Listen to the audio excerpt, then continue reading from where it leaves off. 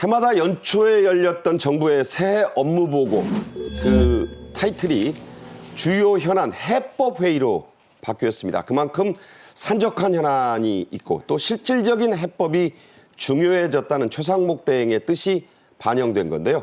8일 첫 회의를 주재한 최상목 대통령 권한대행의 모두 발언 주요 내용을 들어보겠습니다.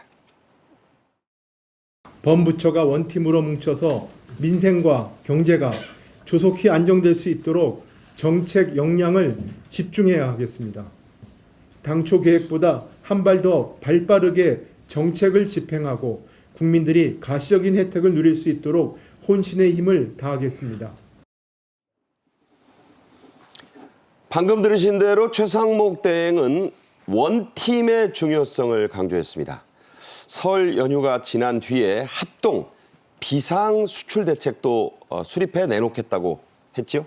네, 지금 최상목 권한대행은 우리나라가 중대 기로에 있다. 그래서 최선의 해법, 또 속도와 체감이 중요하다. 이러한 그 이야기를 하면서 2월 달에 비상 수출 대책을 수립을 했습니다. 그래서 특히 중소기업과 중견기업에 100조 원을 지원하면서 적극적으로 이제 수출 해법을 내놓고 있는 것인데요. 경제 1분야 주요 현안 해법 회의에 산자부, 중기부, 공정위, 금융위가 참석을 했습니다. 그리고 특히 무역의 주요 파트너인 미국과의 전방위적인 대미 접촉, 그리고 민간 대미 경제 외교에 적극 뒷받침하겠다라는 입장인데요. 무엇보다도 불확실성을 제거하기 위해서는 심리가 중요한 거거든요. 그러니까 강론 이상으로 총론적 관점에서 그 경제에 대한 심리를 어떻게 회복하느냐에 총력을 기울여야 할 때입니다. 네. 자, 이 최상목 대행은 이제 세부적으로 들어갔을 때 온누리 상품권을 역대 가장 많은 규모로 발행을 하고 동행축제 이걸 계절별로 열겠다고 했네요. 크게 보면은 내수 경기가 워낙에 안 좋으니까 내수를 살리자라는 거고, 그다음에 이제 강론으로 들어가면 주로 이제 지역에 이 더 경제 상황이 어려우니 지역에 먼저 좀 훈풍을 좀 불어넣겠다, 온기를 불어넣겠다, 이렇게 해석을 해보면 될 것 같은데요. 오늘의 상품권이 5조 5천억이면 역대 최대고요. 그다음에 이 동행축제라는 것도 계절별로, 그러니까 뭐 잠깐 한두 번 하고 마는 게 아니라 연중으로 전국에서 이렇게 골고루 열릴 수 있게 그렇게 계속 자금 지원을 해서 좀 매출을 한 5조 원 정도 올리겠다, 이렇게 얘기를 좀 하는 거고요. 그다음에 이제 소상공인들 전환보증이라는 게 뭐냐면 기존에 대출받았던 이자보다 싼 이자로 바꿔 타는 걸 얘기해요. 대출 갈아타기죠. 그렇죠, 그렇죠. 그러니까 그거를 그것도 사실 결국 이제 돈이 더 필요한 건데 이것도 3조 2천억 원 규모로 확대하기로 했다, 이런 내용이 들어 있고요. 사실 이럼에도 불구하고 내수가 워낙 안 좋다 보니까 그 어려운 그 소상공인이 너무 많습니다. 그런 분들 중에서 일부는 회생을 하고 일부는 사실은 이제 문을 닫을 수밖에 없는 현실이 있거든요. 파산이 더 나은 경우가 있어요. 그럴 수도 있죠. 근데 그게 사실 절차가 또 복잡하고 돈도 들어가고 합니다. 그래서 그런 것들을 좀 빠르게 조치를 취해줄 수 있는 그런 방법들을 만들어내겠다 해서 전국에 또 이런 채무조정센터 것도 30개나 설치하겠다 얘기를 했습니다. 결국은 이제 흔들리고 있는 풀뿌리 경제를 살리겠다라는 정부의 강력한 의지가 담겨 있다 보면 되겠고요. 그다음에 중소기업들 같은 경우는 지금 제일 어려운 게, 우리는 대부분 수출 중심이다 보니까 수출 중소기업들 제일 힘든 게 지금 환율 문제거든요. 지금 조금 떨어졌어도 여전히 1,460원대, 70원대 왔다 갔다 합니다. 그렇죠. 사실 이 정도면 어렵습니다. 그렇기 때문에 이거를 좀 정부 차원에서 이렇게 고환율 때문에 어려움을 겪고 있는 중소기업들을 도와주기 위해서 역시 최대 1조 5천 원의 자금을 또 투입을 하겠다, 이런 얘기를 했습니다. 조금 한숨을 돌릴 수 있지 않을까 기대를 좀 해봅니다. 네. 숨통을 틔우고 활로를 열어줘야겠죠. 맞습니다. 이에 앞서 최상목 대행은 중국 기업인들과의 만남도 가졌습니다. 중국은 우리의 그 1, 2위 그 교역국이거든요. 그렇죠. 그래서 이 어려운 상황이지만 오찬을 함께하면서 간담회를 가졌는데 분위기가 썩 좋았다고 해요. 네, 사실 중국과 한국이 수교한 것이 1992년이고요. 한중 FTA가 맺어진 지 10년째입니다. 네. 그래서 사실 한중 간에는 수출도 그렇고 수입도 그렇고 상호 의존 관계가 굉장히 깊은데요. 그 최근에 미중 관계의 그 알력 때문에 한국이 사실 그 파장에서 자유롭지 못했습니다. 그래서 정치적으로 중국이 한국을 압박하기도 하고 불편한 그런 그 관계도 있었지만 지금 중국이나 한국이나 서로가 협력이 절실한 시점입니다. 그렇죠. 이런 시점에서 최 대행이 중국 기업인들을 만나서 분위기가 매우 좋았다라고 합니다. 특히 중국 측에서는 변함없는 지원에 감사한다. 그리고 한국 사업을 지금처럼 지속하겠다. 이러한 이야기를 했고요. 특히 최상모 권한대행은 경협 강화의 기점이 되기를 희망한다라는 덕담을 내놓았습니다. 그리고 특히 9일 날에는 유럽연합 상의와 기업인 오찬 간담회도 해가지고 지금 전방위적으로 릴레이 간담회를 함으로써 지금 각 국가와의 무역 관계를 좀 더 활성화하는 데 전력을 집중하고 있습니다. 네.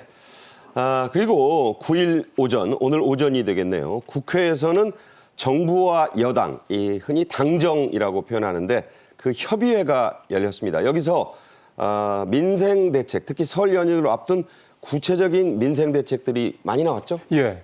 일단은 제일 아마 가장 좀 와닿고 화끈한 거는 임시 공휴일 지정했던 문제를 말씀을 먼저 드려야 될 것 그건 같습니다. 잠시 후에 또 얘기하고요. 예. 그래서 좀 전체적으로 여러 가지 내수 관련돼서 얘기를 나온 것들을 좀 정리를 해보면 일단은 연휴 기간 중간에 지역 관광 활성화를 위해서 KTX, SRT 이거를 역귀성할 경우에 30~40% 할인해준다. 자, 역귀성입니다. 예. 귀성이 아니고. 내려가는 게 아니고요. 올라오실 때 해당되는 거고요.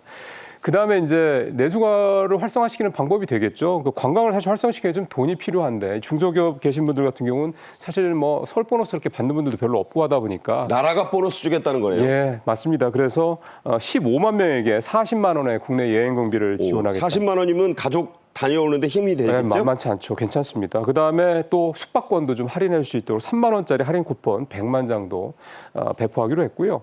그다음에 이제 또 설이 가까우니까 당연히 이제 물가가 또 오를 수밖에 없습니다. 그러니까 결국 이럴 때는 정부가 물량을 풀어서 올라가는 물가를 잡는 방법밖에 없거든요. 그래서 배추부, 사과, 배 같은 이런 가장 물가가 많이 오를 수밖에 없는 16대 성수품에 대한 공급을 대폭 늘리기로 했습니다. 한 50% 평상시보다도 늘리기로 했다는 점도 일단 나와 있고요. 그다음에 물량 공급 관련해서도 뭐 정부 비축분은 물론이고 농협이 계약 재배한 물량까지 다 한꺼번에 쏟아내겠다. 그러니까 역시 이번에도 물량 공급을 이게 지난번 추석 때도 왔던 얘기거든요. 물량 공급을 대폭 늘려서 지난번 추석 때처럼 이 설 물가, 명절 물가가 많이 오르지 않도록 잡겠다. 이런 의지를 또 분명히 했습니다. 그다음에 정부가 지원하고 또 유통업체들이 하는 이런 행사 이런 거에도 정부가 좀 지원을 또 해줘서요. 성수품을 이렇게 할인 판매는 그러니까 그런 어떤 행사도 좀 많이 해서 물건을 더 많이 살 수 있도록 좀 전폭적으로 좀 지원을 하겠다 이렇게 좀 정부가 밝혔습니다. 네.